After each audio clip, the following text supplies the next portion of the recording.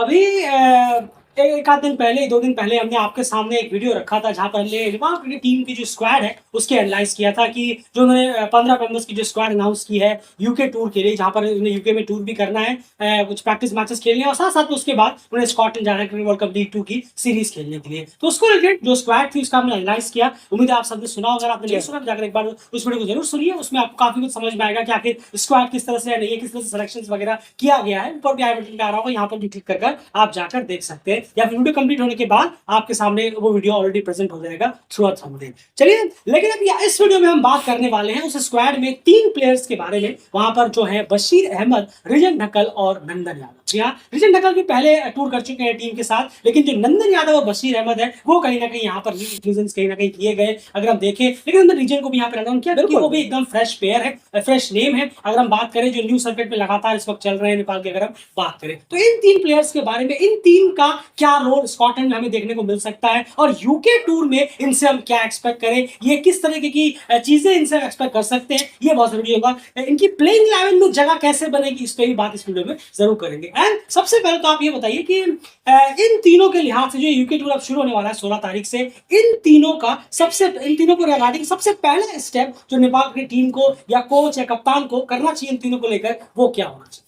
नहीं, देखिए जो सबसे इम्पोर्टेंट चीज़ है वो सबसे पहले जो इन तीनों को लेकर सबसे पहला काम करना चाहिए जो टीम जो जा रही है वो ये है कप्तान कोच को कि 5 वनडे जो मिलने वाले हैं इस यूके दौरे में, जो काउंटी साइड और आपके स्कॉटलैंड के खिलाफ मिलाकर जो 5 वनडे वहाँ पर इन तीनों प्लेयर को मैक्सिमम अपॉर्चुनिटी देना ये बहुत ज़्यादा जरूरी है। बिल्कुल, ये बहुत ज़्यादा ज़रूरी है कप्तान और कोच के द्वारा कि इनका इस्तेमाल किया जाए इन 5 वनडों में, जो वनडेज में जो आ रहे हैं अभी 16 से 31 के बीच नेपाल खेलेगी। यहाँ पर एज अ रेस्पेक्टिव रोल्स देकर इनको मैक्सिमाइज यूज किया जाए इनका वहां पर इन 5 वनडों में। सबसे पहला काम ये जरूरी है। और जैसे आप देखिए रिजन ढक्कल है, उनसे बॉलिंग कराना, आप ऐसे बॉलिंग करा सकते हैं कि नई बॉल से उन्हें एक बार करा कर देखें, फिर पुरानी बॉल से उन्हें देखकर देखें कहाँ फिट हो रहे हैं। बिल्कुल, ये बहुत इंपॉर्टेंट है। जैसे कि हम लगातार कहते हैं कि मैचेस रखवाना अलग बात है, वो तो मैनेजमेंट के हाथ में है, लेकिन उसे यूटिलाइज करना, कैसे यूटिलाइज करना है, वो कप्तान और कोच के हाथ में होता है। और ये आपने बहुत अच्छा कहा कि रिजन ढक्कल के लिए आप उन्हें नई बॉल से देखिए कैसे करा रहे हैं, फिर आप उन्हें पुरानी बॉल से भी देखिए कैसे करा रहे हैं, कितना वो उनसे हेल्प मिल पा रही है। ये सब चीजें बहुत इंपॉर्टेंट होंगी इस मैच में। जी हाँ, कंटिन्यू करिए। जरूर। तो ये जो है रिजन ढक्कल को लेकर है इन 5 वनडों में कि उनकी तरफ से आप कैसी तैयारी उनसे आप एक्सपेक्ट कर सकते हैं, करवा सकते हैं। वहीं नंदन यादव को देखें तो नंदन यादव पे भी नई बॉल से वो शुरुआत तो कराते हैं, हमें दिखते हैं वो डोमेस्टिक वगैरह में तो उन्होंने नई बॉल से शुरुआत कराई है, T20 में भी नई बॉल से कराई है उन पर। फिर एक चीज और है उनके साथ एड ऑन, वो है उनकी बैटिंग। जी हाँ, अब ये चीज देखनी है क्योंकि अगर आपको देखिए 7वें 8वें नंबर पर अगर आप इनको एज अ बैटिंग भी देख रहे हैं, बैट्समैन तो मैं नहीं कहूंगा, लेकिन नीचे लोअर ऑर्डर में अगर आप उन्हें कॉन्ट्रीब्यूशन दे दे क्योंकि वो अच्छा खेलते हैं। उन्होंने डोमेस्टिक में जेट ट्रॉफी में भी कुछ रन्स किए हैं अच्छे, और T20 है वो क्रिकेट अलग है T20 का, लेकिन जेट ट्रॉफी में उन्होंने कुछ रन्स किए थे जेट ट्रॉफी में। तो यहाँ पर आप उन्हें ट्राई कर सकते हैं इन 5 वनडे में। आप उन्हें ओवर दें, नई बॉल से 7-8 ओवर कराकर देखें, पुरानी बॉल नई बॉल दोनों मिलाकर, क्योंकि वो नई बॉल से थोड़ा ज्यादा कराते हैं। तो उसके बाद अगर हम देखें तो बल्लेबाजी से थोड़ा ट्राई कर दें, तो ओवर में वो अच्छा कराते हैं। बिल्कुल सही कहा आपने। तो ये एक नंदन यादव को लेकर एक प्लान किया जा सकता है इन 5 वनडे में, और नीचे आकर 7वें 8वें नंबर पर उनसे थोड़ी बल्लेबाजी कराएं, देखें, थोड़ा सा स्टे होने के लिए बोलें। अगर विकेट जल्दी गिर गए हैं थोड़ा सा आप खड़े रहें, या देखिए कि वो कैसे करके अपनी बल्लेबाजी को आगे बढ़ा रहे हैं, इनिंग को बिल्ड कर रहे हैं 7वें 8वें नंबर पर आकर इन 5 वनडे। बिल्कुल सही कहा, लेकिन याद रखिएगा ये उनका सेकंड रोल होगा।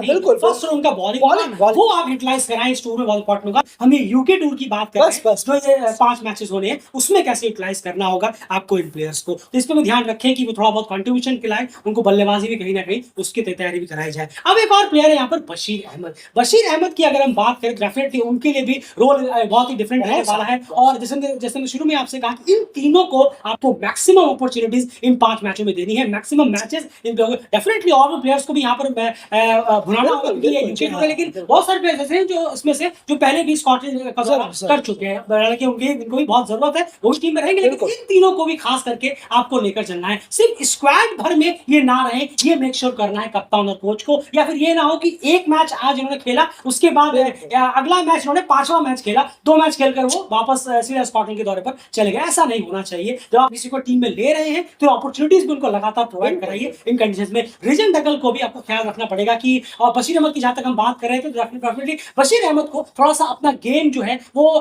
ढालना पड़ेगा कंडीशंस के हिसाब से, ये जरूरी होता है। देखिए आप मानकर चलिए जब पहला मैच बशीर अहमद खेलने के लिए उतरेंगे, स्कॉटलैंड वाला नहीं, यहाँ पर यूके टूर में जब हम उनके पहला मैच देंगे और वो आए हैं, उनकी बल्लेबाजी मान लीजिए आ गई, अभी 15-20 ओवर पड़े हैं, जो उनका पहला अटेम्प्ट होगा खेलने का वो क्या होगा, वो वही होगा जो उन्होंने अपने घर में खेला होगा, जो उन्होंने अभी तक क्रिकेट खेला होगा। मोस्टली उन्होंने अपने घर में ही मैचेस खेले। बशीर अहमद की हम बात कर रहे हैं, ओवरऑल जो उनका क्रिकेट अभी तक उन्होंने खेला है, तो उनका जो पहला इंटेंशन रहेगा वो रहेगा, अरे हाँ घर में ऐसे मैंने खेला था, मुझे वैसे ही खेलना है। लेकिन उनको बहुत ही जल्द रियलिटी चेक मिल जाएगा कि अरे नहीं, यहाँ पर घर जैसा ना कंडीशन है, ना घर जैसे हालात है, या मुझे अपना गेम अडॉप्ट करना पड़ेगा, कंडीशन में ढलना पड़ेगा।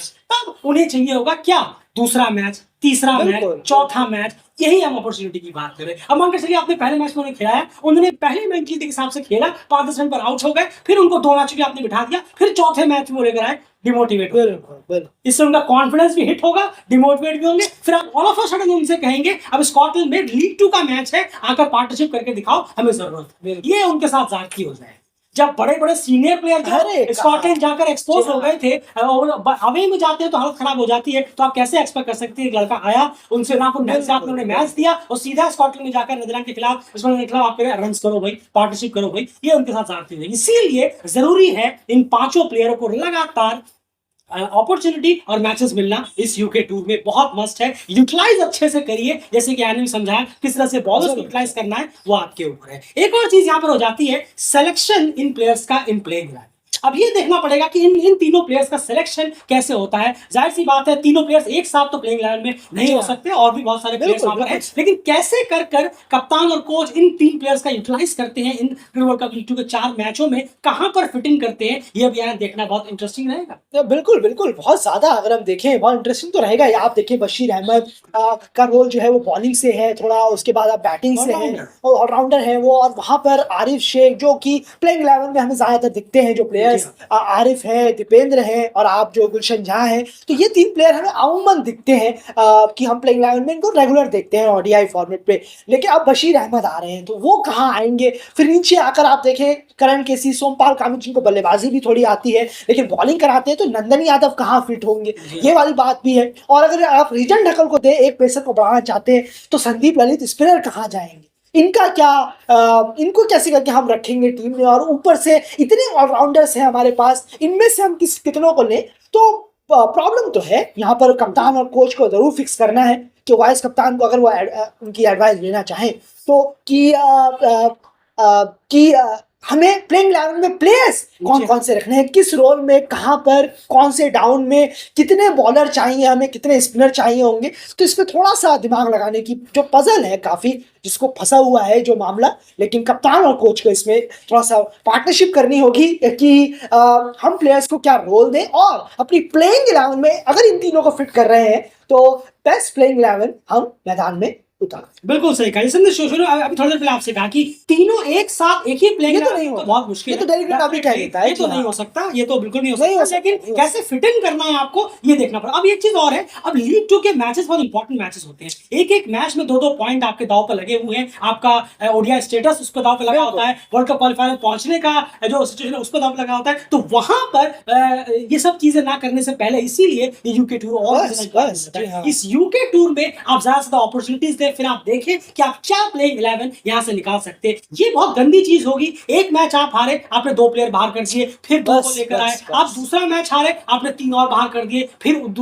जो बैठे थे उनको आप लेकर आ गए, ये चीज और खराब कर बिल्कुल। और लीग 2 के जो गेम्स हैं वो उसके लिए नहीं होते। अगर मैं बात करूं एक्सपेरिमेंट्स वगैरह नहीं, कभी नहीं, बिल्कुल नहीं होते, बकवास चीज है कहते हैं, चाहे वो कोच कहे कोई भी कहे, बिल्कुल गलत चीज कह रहे हैं वो, चाहे कोई भी कहे, इतने इंपॉर्टेंट मैचों में आप एक्सपेरिमेंट नहीं, कभी नहीं। इंटरनेशनल इंटरनेशनल मैचों में आकर एक्सपेरिमेंट आप नहीं कर सकते। आप उससे पहले यूके टूर मिल रहा है, 5 मैच मिल रहे हैं, आप वहां पर करिए, वहां मौके दीजिए। अब फिर उसके बाद फिर क्या है, मान लीजिए आपने यूके टूर में इन लड़कों को 1 मैच दिया, बाकी 4 मैचों में दूसरे लड़के खेल रहे हैं, फिर आप इनसे एक्सपेक्ट करेंगे कि अब आप टीम में आइए और रन्स करिए, ये भी गलत होगा। तो सबसे इंपॉर्टेंट चीज है कि आपको जो भी प्लेइंग 11 का सिलेक्शन करना है, जो भी आपका डिलेमा होगा, वो सब चीजें आप इस यूके टूर में माथापच्ची जो भी रहेगा आप इसी में करिए, इसी में निकालने की कोशिश करिए। 5 मैच कंप्लीट होते होते आखिर हम प्लेइंग 11 क्या रखने वाले हैं, मिनिमम 3 मैच होता है लीग 2 के राउंड के, ज्यादा चेंजेस ना हो तो बहुत ज्यादा बेटर रहेगा। एक हारे 2 चेंज, दूसरा हारे 4 चेंज, ये भी ठीक नहीं है, ये सोचने वाली बात है। उम्मीद है कोच और कप्तान इस पे ध्यान देंगे। तो ये इन तीनों का रोल हम एक्सपेक्ट कर सकते हैं इस वर्ल्ड कप लीग 2 और इस यूके टूर में। लेकिन इन तीनों को, ये तीनों कैसी परफॉर्मेंस देंगे और ये तीनों कितने उपयोगी साबित हो सकते हैं, इसके पीछे एक बड़ा रोल जो है, हाथ जो है, वो कप्तान और कोच का भी होगा कि वो उन्हें कैसे यूटिलाइज करते हैं इस यूके टूर में और फिर स्कॉटलैंड की सीरीज में। फिलहाल इस वीडियो में इतना ही। बने रहिए डेली चैनल। उम्मीद है कि आपको ये वीडियो कंटेंट पसंद आया होगा। आपके इस पूरे 3 प्लेयर्स को लेकर क्या राय, कैसे यूटिलाइज को लेकर कमेंट बॉक्स में अपनी राय जरूर से रखिए। चैनल सब्सक्राइब करिए और एसोसिएट क्रिकेट का फेसबुक पेज जाकर अभी के अभी फॉलो करिए, लिंक कम्युनिटी टैब में प्लीज।